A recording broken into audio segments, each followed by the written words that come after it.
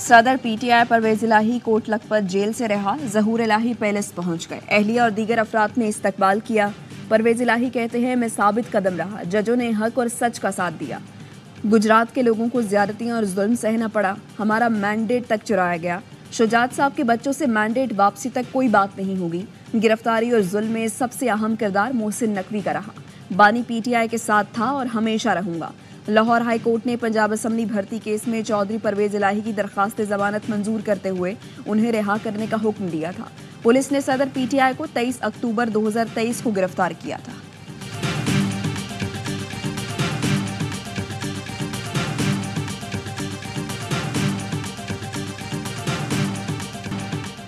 तर्जुमान PTI Rauf Hasan पर इस्लामाबाद में हमला, निजी चैनल के बाहर ख्वाजा सराओं ने घेरा, मारा पीटा और ब्लेड के वार किए।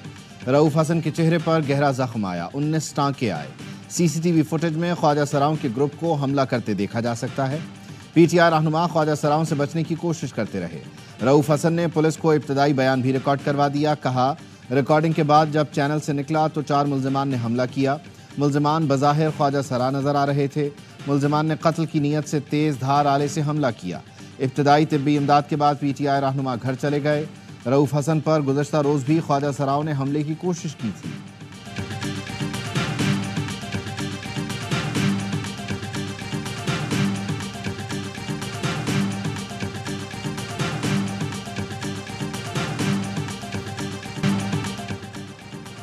रऊफ हसन पर हमला जानलेवा था, उनकी शहरत बर्बाद किया गया।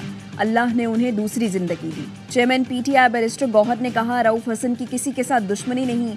शिबली फराज ने सेनेट को रऊफ हसन पर हमले से आगाह किया। कहा, हमलावर बज़ाहिर ख्वाजा सरा था, वाक़े की तहकीकात कराई जाएं। वज़ीर दाखिला ऐवान में आकर हमले से मुताल्लिक बताएं। पीटीआई अरकान ने रऊफ हसन पर हमले के खिलाफ ऐवान से वॉकआउट किया। वज़ीर कानून आज़म नज़ीर तारड़ ने ऑपोजिशन को कानूनी कार्रवाई की यकीन दहानी कराई।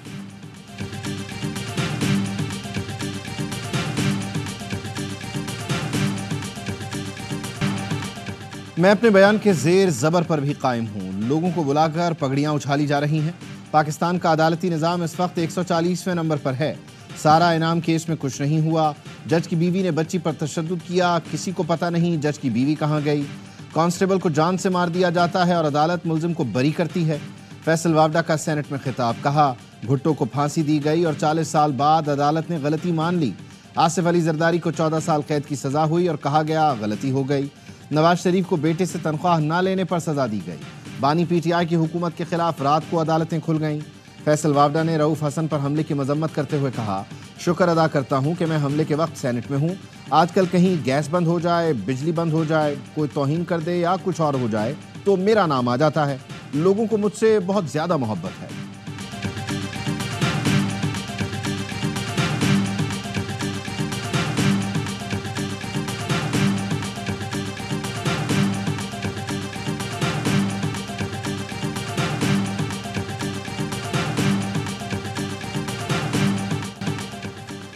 जो बानी पीटीआई ने कहा वही साइफर में था। साइफर केस में एफआईए प्रोसिक्यूटर के दलाइल, सजा के खिलाफ इस्लामाबाद हाई कोर्ट में अपीलों पर समाअत। प्रोसिक्यूटर ने चार्जशीट सुनाते हुए कहा, बानी पीटीआई ने वज़ीर आज़म की हैसियत से सरकारी खुफिया दस्तावेज को अफशा किया। चीफ जस्टिस ने पूछा, क्या महज मालूमात देना भी जुर्म है? एफआईए प्रोसिक्यूटर ने कहा, जी, वो भी जुर्म बनता है। उससे कौमी सलामती को नुकसान पहुंचा, दूसरे मुल्कों ने फायदा उठाया। बानी पीटीआई ने साइफर मतन में हेरा फेरी की। जस्टिस मियां गुल हसन औरंगजेब ने कहा, आप कह रहे हैं साइफर का दुरुस्त मतन अफशा कर दिया, तो हेरा फेरी क्या हुई? प्रोसिक्यूटर ने कहा, साइफर अफशा से अमेरिका से ताल्लुकात खराब हुए। चीफ जस्टिस बोले, अमेरिका से ताल्लुकात खराब होने की क्या शवाहिद हैं? क्या अमेरिका ने वीजे बंद कर दिए, तलबा के दाखिले बंद कर दिए, तिजारत बंद कर दी? प्रोसिक्यूटर ने कहा, दस्तावेज सिर्फ अदालत को दिखाने के लिए ला सकते हैं। समाअत आज फिर होगी।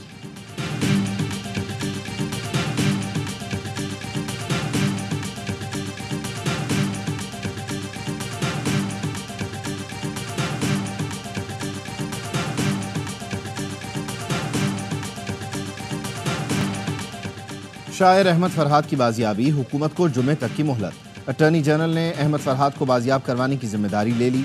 जस्टिस मोहसिन अख्तर कियानी ने कहा, बंदा रिकवर ना हुआ तो रियासत की नाकामी होगी। यकीनी बनाना होगा आइंदा कोई शख्स नहीं उठाया जाएगा। सेक्रेटरी दाखिला अदालत में पेश हुए, सेक्रेटरी दिफा नहीं आए। अदालत ने कहा यही चीज तो खत्म करनी है। वजीर आजम अदालत आ सकता है तो सब आ सकते हैं, उनसे बड़ा तो कोई नहीं। लापता बलोच तलबा केस में जस्टिस मोहसिन अख्तर कियानी ने रिमार्क्स दिए, कोई प्रेस कॉन्फ्रेंस करता है तो करता रहे, हमें फर्क नहीं पड़ता। कानून के मुताबिक काम से रोकने की बात कोई नहीं करता, सिर्फ खिलाफ कानून काम करने से रोकने की बात करते हैं। कोई दहशतगर्दों को सपोर्ट नहीं कर रहा। एजेंसीज के काम का तरीका कार वाजे हो जाए तो अच्छा होगा।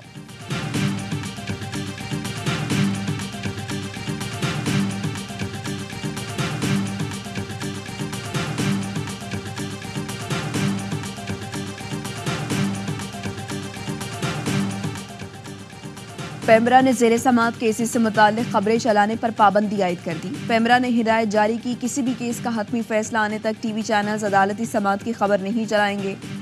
ज़ेरे समात केसेस से मुताल्लिक सिर्फ वो मालूमात दी जाएंगी जो मफाद आमा के लिए होंगी। ज़ेरे समात केसेस पर प्रोग्राम्स में ऐसी गुफ्तगू न हो जिससे तहकीकात के ट्रायल पर असर पड़े। पहली हिदायत के चंद घंटे बाद पेमरा ने तरमीम करके नया नोटिफिकेशन जारी कर दिया। नई हिदायत में कहा गया, टीवी चैनल्स अदालती समात पर असरअंदाज होने वाली खबरें न चलाएं। अदालती कार्रवाई से मुताल्लिक टिकर्स और हेडलाइंस नशर करने से गुरेज किया जाए। टीवी चैनल सिर्फ अदालत के तहरीरी अहकामात की इत्तला दें। टीवी चैनल्स बराह रास्त नशर होने वाली अदालती कार्रवाई दिखा सकते हैं।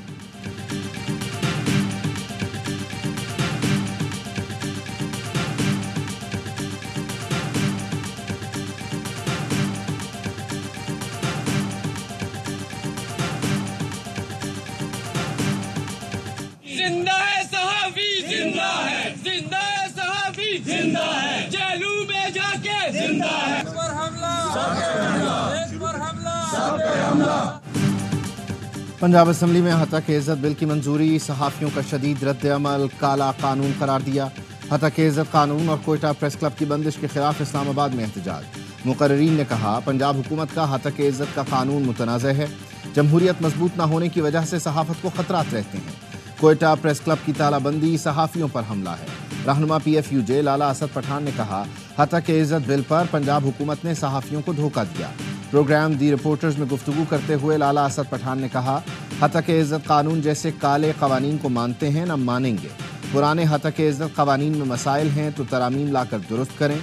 सियासतदानों की जानिब से भी मजम्मत, कौमी और सूबाई असम्बलियों में आवाज़ उठाने की यकीन दहानी।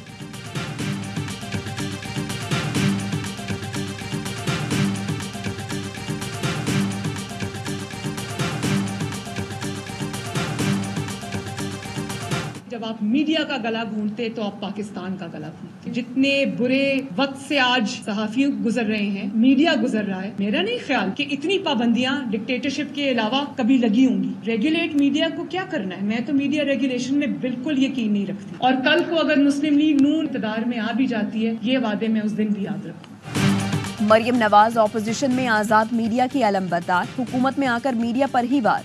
तहरीक इंसाफ हुकूमत में मीडिया रेगुलेशन पर यकीन ही ना करने का दावा था। मीडिया के गला घोटने को पाकिस्तान का गला घोटना करार दिया था।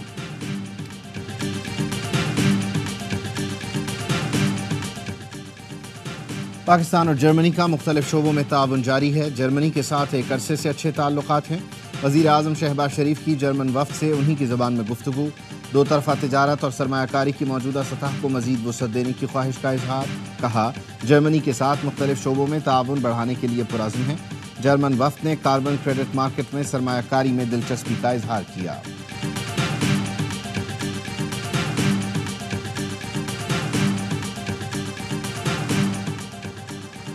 वज़ीर-ए-आज़म की ज़ेर सदारत इक़्तिसादी मशावरती काउंसिल का पहला इजलास। मुआशी सूरत हाल पर तफसीली मशावरत। शहबाज शरीफ ने बताया, पहले दिन से निजी शोबे को सहूलत फराहम करने के मिशन पर काम कर रहे हैं। हुकूमती पॉलिसीज़ की बदौलत मुल्क में महंगाई की शरह में कमी आ रही है।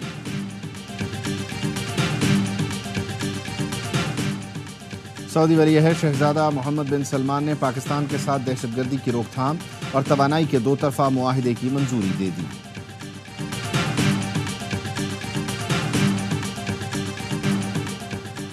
ईरानी सदर इब्राहिम रईसी का जसद खाकी तबरेज़ से तेहरान पहुंचा दिया गया। एयरपोर्ट पर आखिरी दीदार के लिए हज़ारों अफराद जमा, हर आंख अश्कबार। तेहरान पहुंचने पर मरहूम इब्राहिम रईसी और उनके रफ़का के जसद खाकी को सलामी पेश की गई। ईरानी सुप्रीम लीडर आयतुल्लाह खामनाई नमाज जनाजा पढ़ाएंगे। इब्राहिम रईसी की तदफीन जुमेरात को मशहद में की जाएगी। रवानगी से पहले तबरेज़ में भी हज़ारों अफराद अपने रहनुमाओं के आखिरी दीदार के लिए जमा हुए। ईरानी सदर इब्राहिम रईसी के इंतकाल पर पाकिस्तान, तुर्किया, लबनान और भारत समेत दीगर ममालिक में यौम सोग मनाया गया।